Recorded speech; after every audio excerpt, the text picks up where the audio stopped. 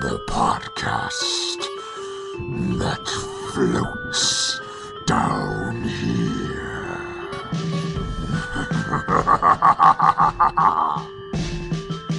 Hi, I'm Melissa, your Stephen King veteran. Hi, I'm Ben, the Stephen King and horror film fanboy. And hello, I'm Luke, your first-time Stephen King reader.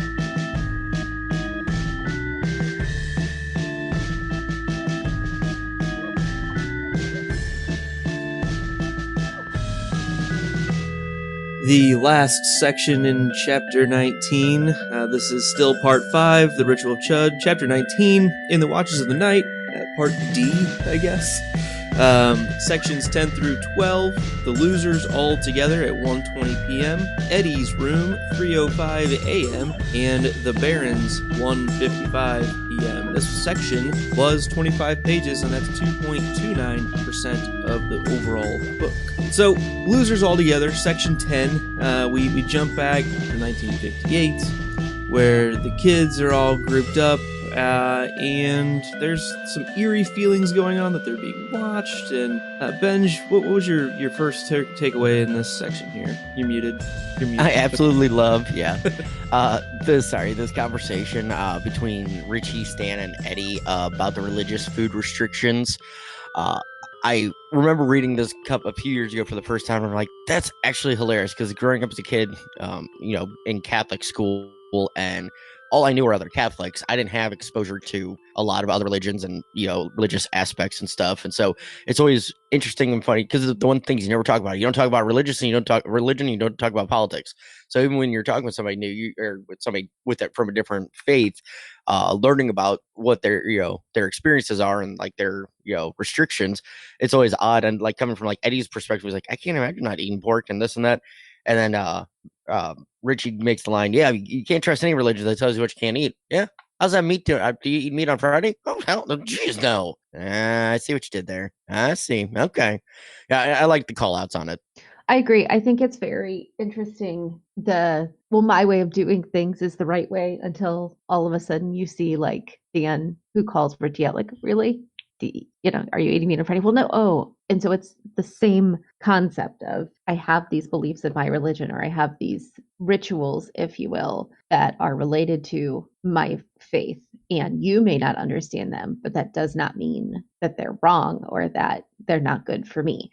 So I really like that a lot. I also like that Eddie kind of called Richie out on how much crap he gives to Stan just for being Jewish. I'm glad Eddie kind of stood up for his friend there. Yeah, and I know we've kind of touched on, Richie ripping on basically everybody. I mean, he gives everyone a pretty hard time, and that's kind of his thing. I mean, it's understood. That's why they have the beep beep Richie. It's like, hey, this isn't a good time to rib us on absolutely everything. Like, we get it. Mm-hmm. Like, lighthearted jokes, fine, but it looks like Eddie's, and Eddie's usually the first one to kind of push back. He's done that multiple. Like, I hate when you call me that. Like, I hate when you call me Eds, and like, he's pretty consistently pushing back against Richie, and I think it does keep Richie in check a little bit, because I think Richie does have a pretty decent empathy meter. He knows how other people are feeling, and I don't think he does it maliciously to tease the other kids, but sometimes it might go a little far, and it's nice for him to have that little reminder. No, absolutely, and this is a good indication of that kind of scene. And also, Richie being the quick on the uptake too, as we've talked about, where he's probably one of the smartest of the losers, like knowing all the different stuff, but only knows just enough to get him in trouble at this point.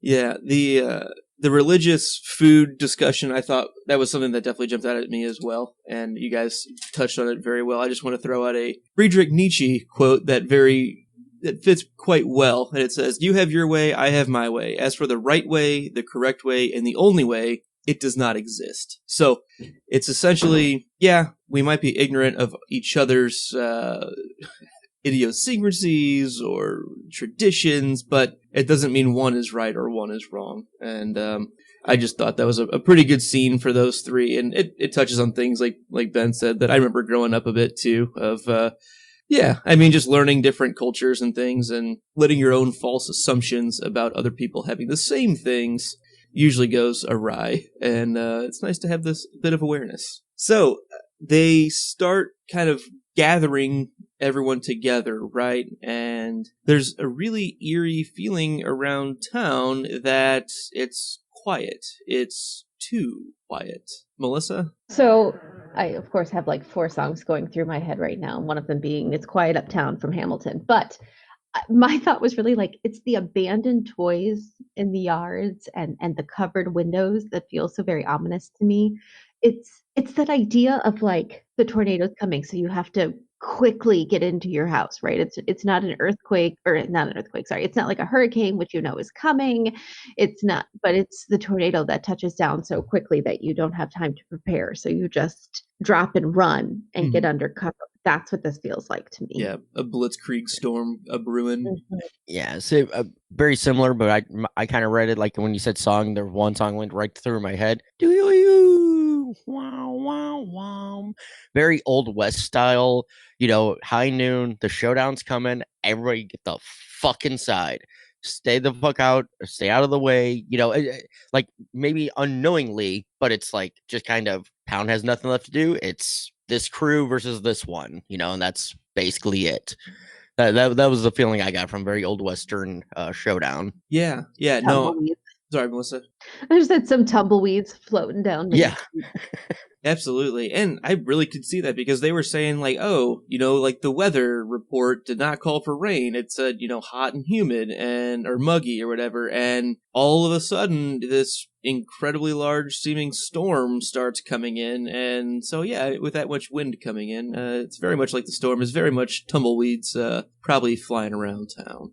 But I like the way it's described. I think it gets to the point of, this town awareness or whatever is up. And I think Bill even talks about it. Maybe it's in section 12 where, we'll get to it, but he's talking about like they all know. Like everyone knows about it, and it is Derry. It is this town, which we've heard over and over again, but there were certain things starting to click in Bill's head that, same thing that Beverly was saying about her dad. It's like, you let it in. You made the choice to neglect, to let this occur because you didn't stand up and do something. So they're just as culpable in all of this as whatever it is at this point.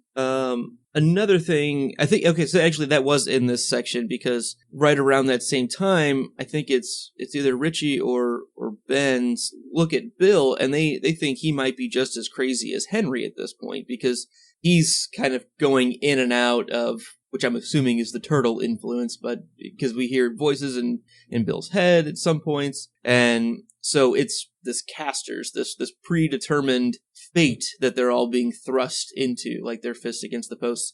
And I just think it's really interesting that the further they get into this predetermined story, the closer Bill and Henry are getting in their demeanor. Yeah. Do you think, I see Henry and Elmarsh and kind of just the overall thing of Derry being influenced definitely by Pennywise, right? Like yes. This Pennywise's influence causing them to feel, as I said many, many moons ago, although still chapter 19, gone round the bend. Yep.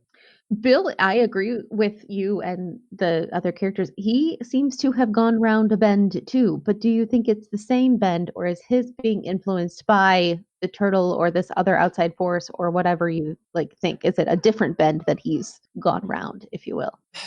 I don't know. It's tough because it's almost just like a heightened awareness of things, which is the same thing for Henry. He's getting a little bit of information that makes him more dangerous. Bill's getting just a little bit of a guide to make him more effective. So it's almost like whatever the force is neutral and it's just elevating things in general. So either it's because I think Bill's intentions are certainly good. And so I don't think it's a direct Pennywise thing unless the turtle is like a yin yang thing to Pennywise and they're essentially the same thing, two halves of the same whole kind of deal. I don't know, but I can justify it a lot of ways, I guess, without really knowing. Ben, do you have any thoughts on that, or is that something you know and can't talk about? No, it's nothing I can say that I know or I remember.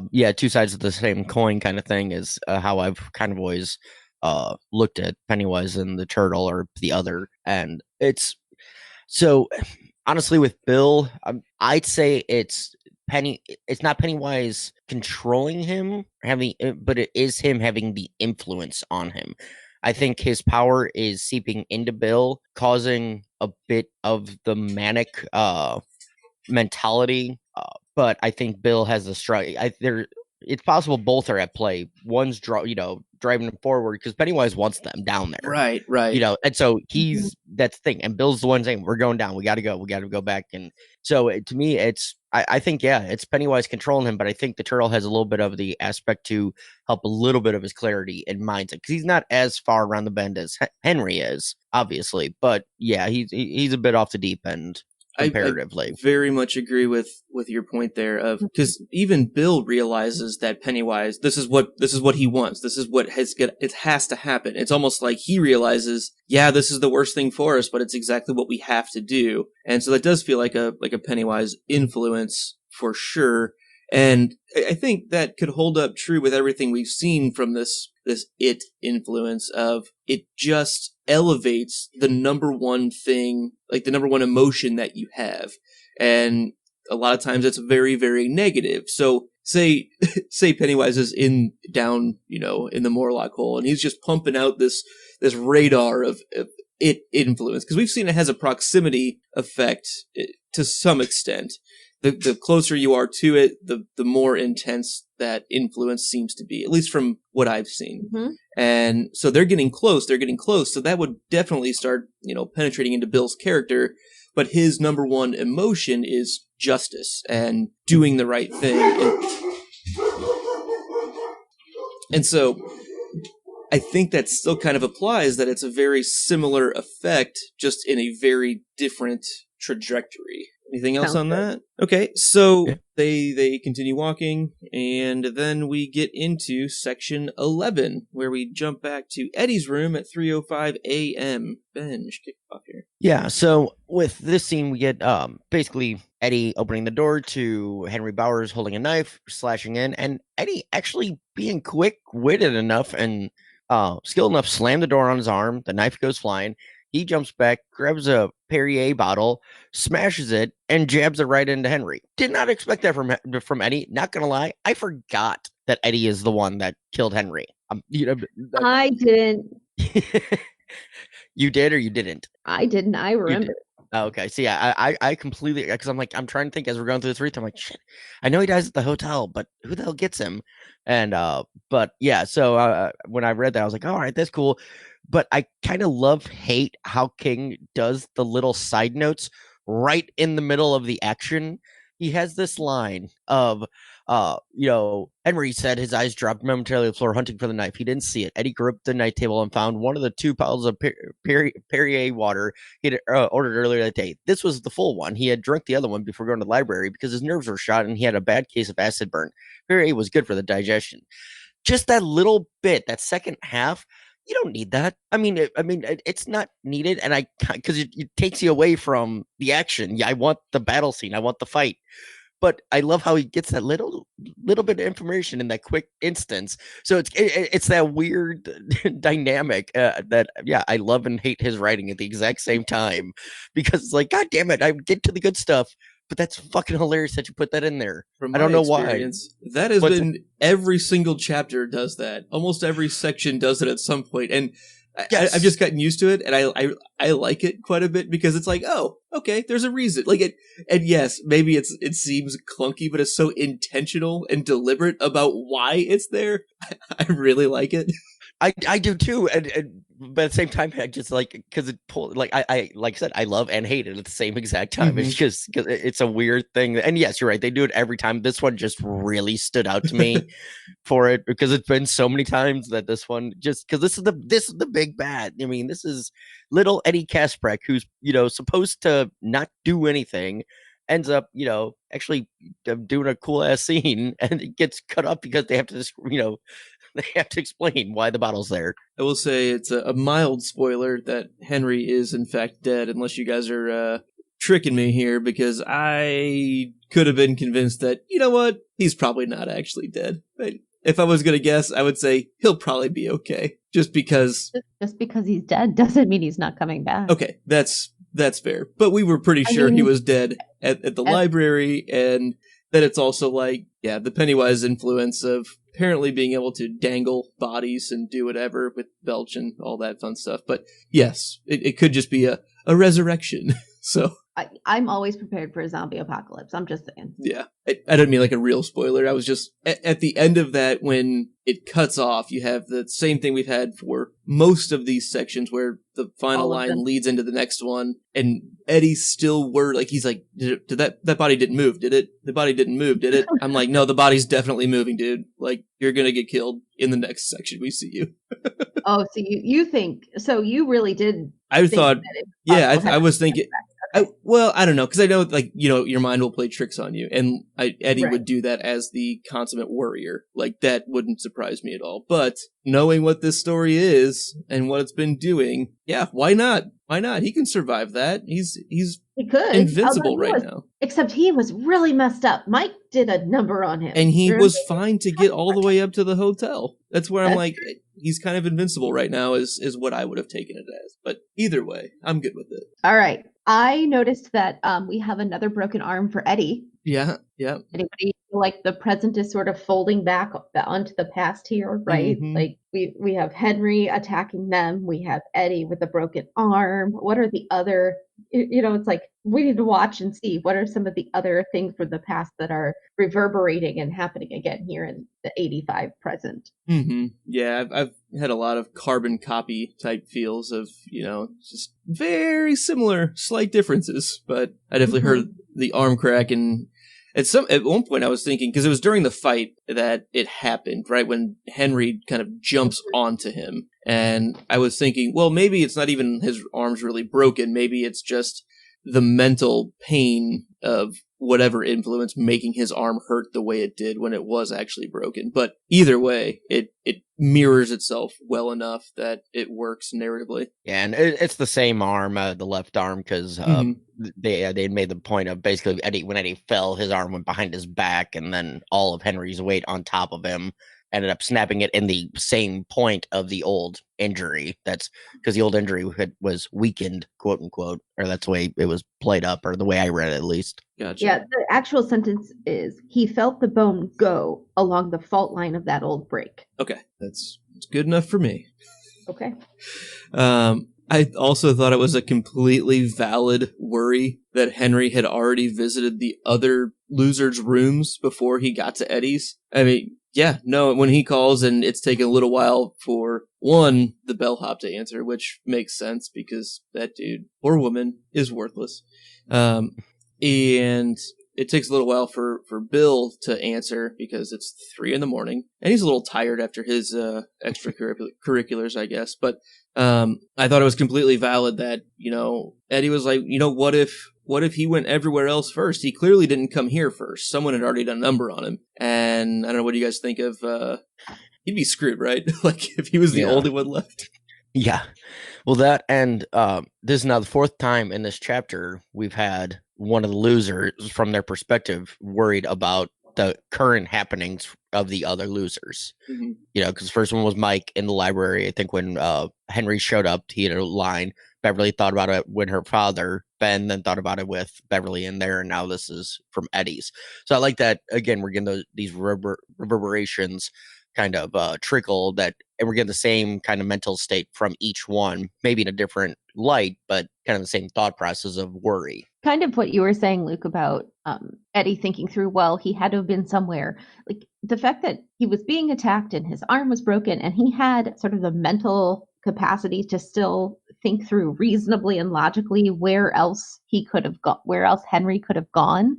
Like, I was kind of impressed by that, the idea that I'm not just freaking out, but I'm thinking through logically the different things that could be occurring I wonder if that kind of fits with his loser strength of the transportation and the wherewithal and the orderly. I think, like, if you're going to be that successful of, you know, what, a limo driver in New York City, right? A pretty big, messy commute area. Like, you would have to have a pretty sharp wherewithal in somewhat stressful situations. So I think that does fit. If I'm going to swing it that way, I think that fits his character fairly well and keeping track of a lot of things at the same time and still continuing, progress forward, I guess. Right. Yeah, I agree. I definitely liked that about Eddie. And I wasn't surprised, I guess is my other way of thinking about it, that Eddie would, because Eddie, I think there's more there that Eddie gives himself credit for, both as a child and as an adult. Like, he had so much potential to be normal. If he gets out of his own way,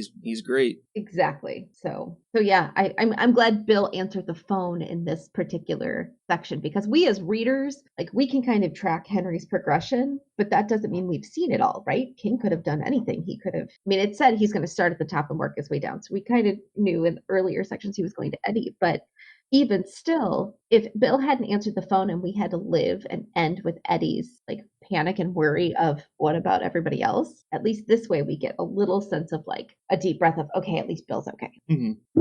All right, we ready for section 12? Let's see, thumbs up. That means let's go to the Barrens, 1:55 p.m. And this is where they start actually heading as a group. They've all come together, and they know that they're being watched, but they don't see the bullies anywhere. And Bill really starts struggling with his stutter pretty badly, and he's really frustrated. And it says, he felt a sudden helplessness, a helpless fury at his own stutter, because it's one of those, whatever is causing this stutter is just preventing him from being effective, but he does power through it to get the information out, and he knows that. And so I thought that was really interesting to see how he fought through that, and we got to see inside his head, what he was thinking as he was struggling to get the words out. He's like, God damn it, if I can just say these words, it's gonna help us, like, just trust me.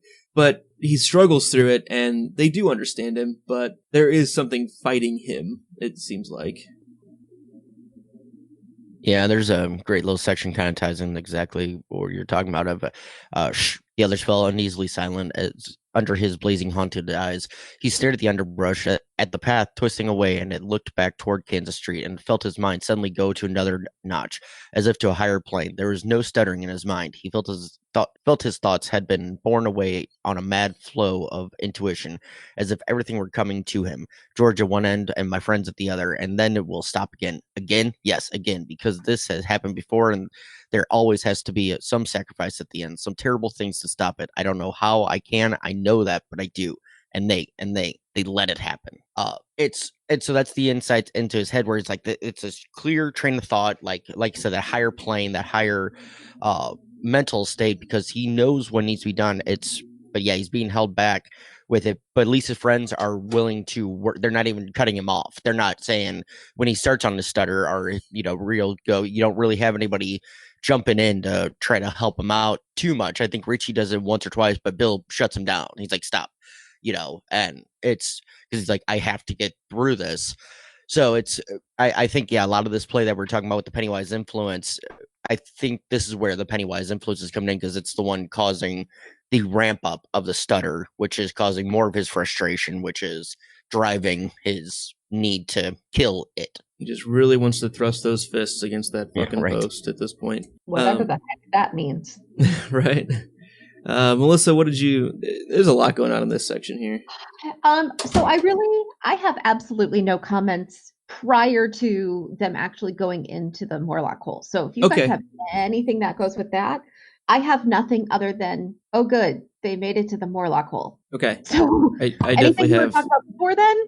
Yeah. Luke, I think me and you have the same next note. Yeah, I have this other highlighted area that I didn't write down a note for, but it says a chilly explosion of white light seemed to fill his head. They would be victims of the killer that had been stalking Derry ever since George's death, all 7 of them. Perhaps their bodies would be found, perhaps not. It all depended on whether or not it could or would protect Henry, and to a lesser degree Belch and Victor. Yes, to the outside, to the rest of this town, we'll have been victims of the killer, and that's right. In a funny sort of way, that is really right. That really is right. It wants us dead. Henry's the tool to get it done, so it doesn't have to come out.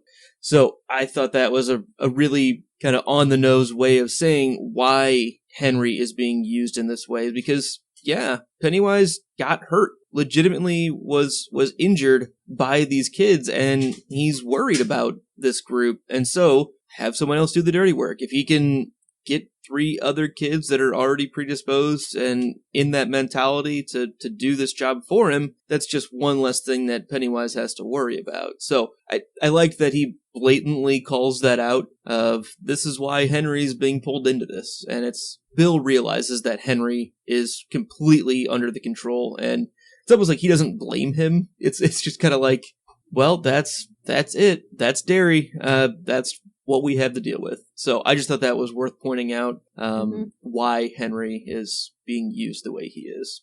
So go ahead, Benj, on the next portion. Yeah, so basically they all kind of start thinking about, as they're walking down into the Barrens, they're thinking about what happened during lunch. And Mike remembers how Bill's mother just sat there reading a book, didn't pay attention to him. Richie thought of Stan's neat but utterly empty house and being surprised. And Stan was surprised that his mother was gone and didn't even leave a note.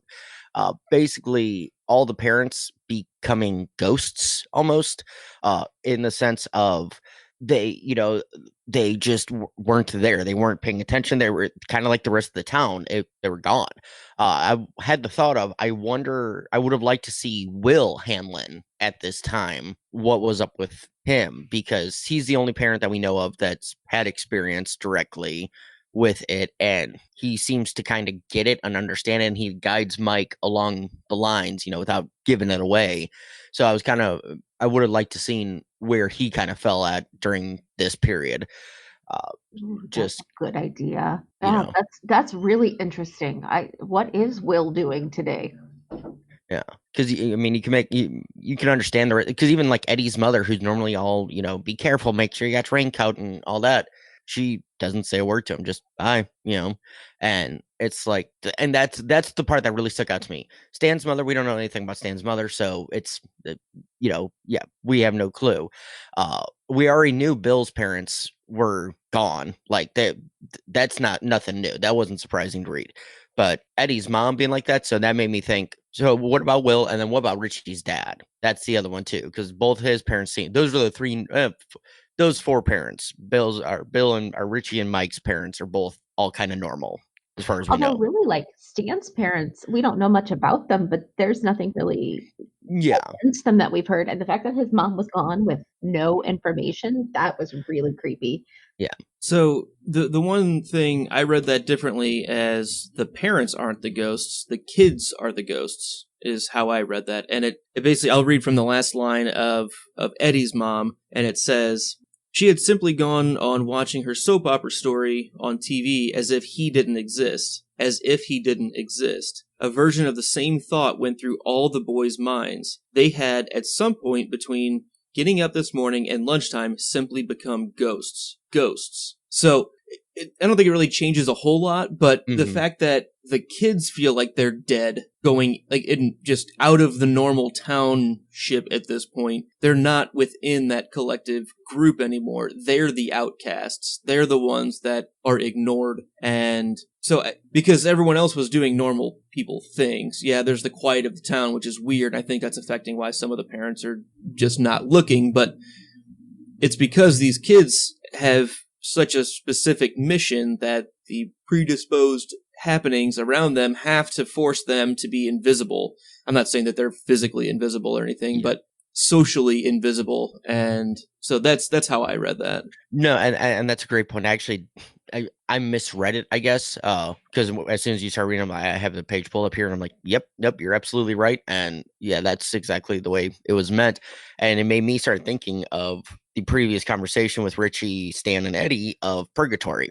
This reminds me a lot of different aspects or thought processes of Purgatory, where you're kind of walking through and your normal life as a ghost kind of thing. Yeah, where like you're walking through, no one can see you, no one can hear you, no one can touch you, but you're there, and that's your purgatory until you go one way or the other kind of thing. And so it just made me think back to that thought process or that conversation in the chapter or section 11 or section 10. So after that, I think we're about ready to head to the sewers, and Yay! Bill knows that the specific place they need to go to is the Morlock hole that Ben went to the day that he was chased by Henry, early on in the book, chapter 4, I believe. And like, that's a fairly specific thing to be like, to remember. It's just one of those, yes, he's being fed this information and doesn't know why, but he knows it's the right answer. And so then they get there and they get chased and they get hit with rocks. They fight off the bullies on the chase there. I don't know, pretty interesting. They did a good job. King did a good job of kind of describing why the kids were able to get ahead without, the bigger boys being right on their tail the whole time. And then they actually get to the Morlock hole and push the lid off of it. Melissa, go for it. Okay, so there's like that rock fight, right? Like almost like a second apocalypse, not quite as apocalyptic, but also It's like a rock fight. chase. It is. And I really first of all, Richie's really funny. Teach us to throw rocks. You taught us good, right? Yeah. Like, here we are. Look, we've learned. They're not out to get away. I mean, they're trying to get away, but like our losers club, they get that this is, or at least Bill does, this is the fight to end all fights and there's no escaping it. Like, you have to turn and make a stand and fight, and whatever that takes. And they choose to make their stand down in the Morlock hole because they can get Henry's gang one at a time. Bill tells his people to drown Henry. Yeah. Flat out. Pull him down, pull him under. Down, put him under. This is what we're doing. This isn't a little kid like making a plan to fight back and then like, okay, when we get to this point, then we'll stop. There's no stopping. This is what we're doing. And no one questions him. Mm-hmm. Well, and in this instance, we're in Eddie's kind of POV for this small little bit of the section, because it's always popping around, but this is coming from Eddie, because Eddie is the slow on the uptake, and he's like, huh? And so I think from Eddie, I'd like to think this, he didn't think he was serious, because they even made a point to say Bill, said it loudly enough to where Henry, as he's coming down the rung, would hear him. Mm-hmm. So I think Eddie read that. King specifically put that in Eddie's point of view, because he's trying to do the same thing to Henry that they did to Pennywise with Beverly of shoot it, kill it, Bluff. which he didn't have the bluff, basically. And Eddie being the one. And so I think Eddie took it as it's a bluff. We probably won't do that. But I think coming from Bill was 100% genuine saying it. Mm-hmm. I think Stan got it too. Mm-hmm. Definitely. Stan and Richie were with him, because Stan winked at Eddie and Richie jumped right on both of them. It's not just Bill. It might not have been Eddie, but there was definitely more who were in. And specifically on Stan and Richie, they seem to have snapped into follow blindly mode, almost Pennywise influenced blindness, trance type stuff, the same way we've seen with Belch and Victor, the same thing we've seen in chapter 2 with Webby and Unwin and Dubé. We've seen this before, and I noticed when they started viciously throwing out the lines that they were, and I don't know, I just very, very much felt like they're not really choosing to do this. They are being forced into it. And Bill, and when we're in Bill's perspective for a little bit here, it talks about how Stan and Richie are strong and Mike is strong. Ben is a little weak, or he's afraid. And so is Eddie. I brought Eddie down here with a broken arm. What was I thinking? Kind of thing. So I thought that was interesting that he specifically talks about those two, and then they're the ones that kind of specifically snap into, yep, Big Bill says it, let's do it, let's kill him, let's take him out, no hesitation whatsoever. Also, right before they get down to the bottom, Bill is carrying Eddie on his back, which, I mean, come on, broken arm, you can climb a ladder, you can do it one-handed, come on, man. But I'll leave that alone for now. And a voice inside him, to Bill, told him, take a good look, in case he never saw the upper world again. I thought that was another interesting thing, because this is kind of the Rubicon point, right? This is his point of no return. If we go down here, there's a good chance we're not coming out unless we win. If we're going in, we have to win, or that's it. And so that's the little portion of this. To me, this is clearly the turtle influence, or whatever that means. And I just thought that was a nice way of kind of getting that point of no return idea down there. And I thought that was a nice little subtle toss in there.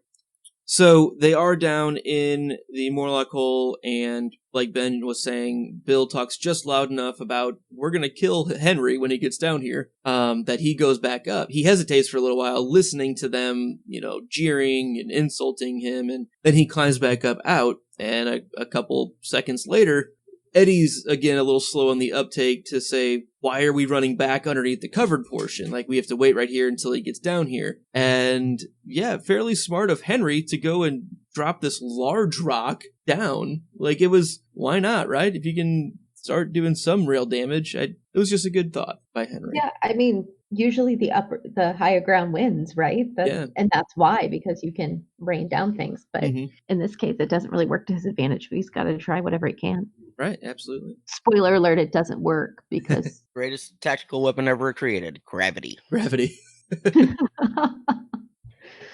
All right, so I have kind of a final thought here. Are we ready to kind of wrap up section 12? Mm-hmm. Here we go. They formed up a procession of blind men. Bill looked back once, confirming that each had a hand on the shoulder of the person ahead. Then, bending forward slightly against the rush of the current, Bill Denborough led his friends into the dark, where the boat he had made for his brother had gone almost a year before. Mm-hmm.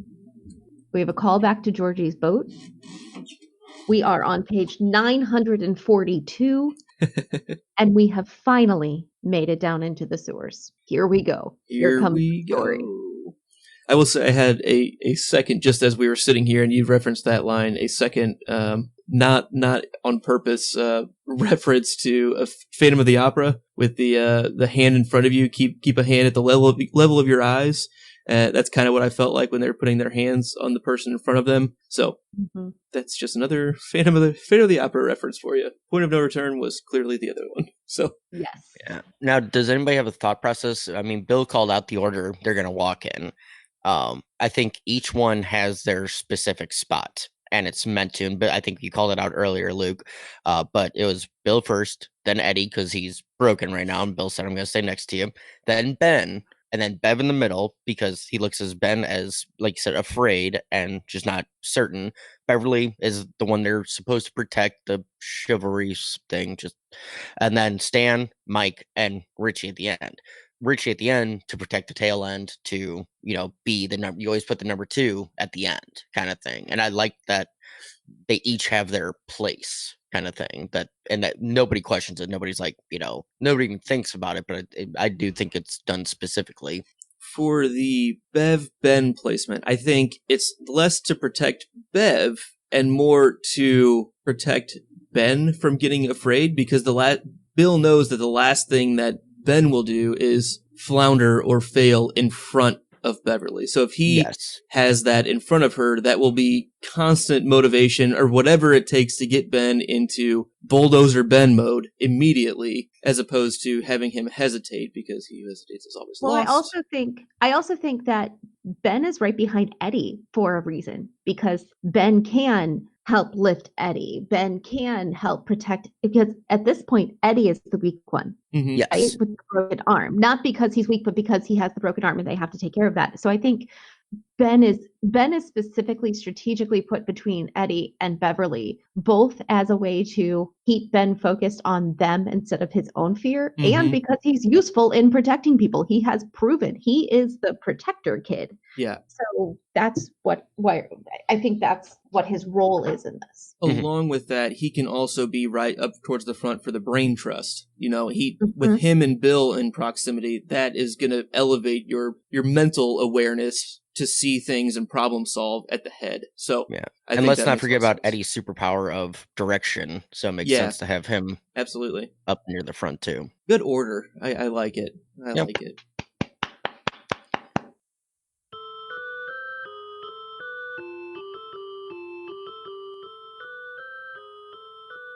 I'm gonna go and say that wraps up chapter 19 for the most part. That was a big one. The second longest in the whole book, right? Yes. So, what about questions from the new reader? For the new reader, sorry. I just really want to know, what are your impressions? We're here. We're in the sewers. What's next? Oh, I think they're going to get out into the tunnels and potentially get a little bit. Well, I don't want to say a little bit lost because they're being driven by something. I mean, I think it's not going to be too difficult for them to find where they need to go. We don't have all that many chapters left, so they're going to get there, and I don't know. They keep talking about the ritual itself of Chud, and they talk about it again in these sections of, so you bite each other's tongue and tell a joke, and they were like, oh, it's funny, I can't even think of one right now. Richie said that, and clearly there's some kind of mental block going on for that, because I think that's gonna end up being somewhat valid. At least not, maybe like a loose interpretation of that idea will come into play, but I don't quite know. And we have this weird underage orgy thing that apparently has to happen at some point too. So, yeah, I don't know. I think it's good. We know that they all survive, which helps, but, and we know that only Henry survives on their side. We've seen quite a bit from that interaction. I think Henry and the boys will be not too terribly far behind the losers, but kind of keeping their distance, as it's going to be dark, and the strength in numbers in this narrow passageway will only help the losers, I think. So they'll hesitantly be following a bit, but they've also kind of done their job to get them down here.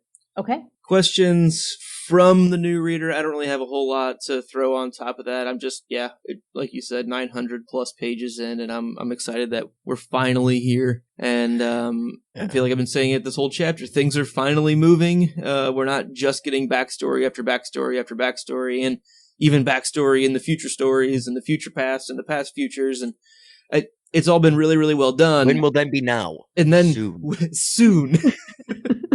I watched that movie last night. A good one. It's tomorrow now. And I'm just really excited to see what's going to happen. So to Melissa's point, though, of giving the page number in the actual paperback, this chapter ends in the Kindle version on page 999. So that varies. Okay. It depends on your page size. Yeah. Fine. My Kindle version ends on page 999 of 1157. Yeah, mine's at 1277 of 1478. Because you have very small print. Actually, no, big. That'll be bigger print. Anyway, no, I just thought it was funny because like where mine's ending, it's like, okay, 1,000 pages, and now we're to the stuff.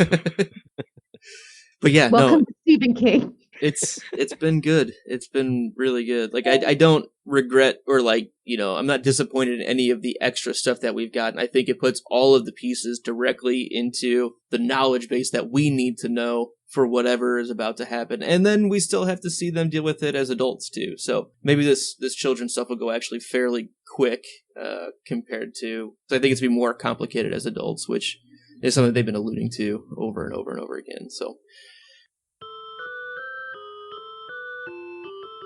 favorite things, Melissa, what was your favorite thing this chapter or this section? Honestly, they made it to the sewer after the boat. Like that ending section is just my favorite. Bill taking charge. This is what we're doing. This is where we're going. We may not get out. That's okay. Let's go. Mm-hmm. Benj? So I have an honorable mention with the religious food talk, just because I do love that, dialogue. But my favorite thing is Eddie proving he's not entirely a wimp and useless, taking Henry out just on instinct alone. I thought it was well written, well done, and good for Eddie. It's okay. You did something. You did something good, and you weren't a wimp about it. So great job. My favorite thing, I'm struggling a little bit because there were a lot of things I really liked in this group of sections, and a lot of it's just action stuff, but I think I'm going to go with honorable mention to the boys feeling that they were ghosts. I thought that was a neat little passage, and the quiet of the town. I think that was really cool and interesting. I think those kind of play off each other a bit, but Bill kind of just trusting in the predetermined fate that he is being led on and fighting through the stutter the way he did. I like the internal stuff from Bill right now. It's kind of finally showing up why everyone follows him, because it's always been talked about, but now we're actually kind of seeing it a bit. So I think that's what I'm going to go with.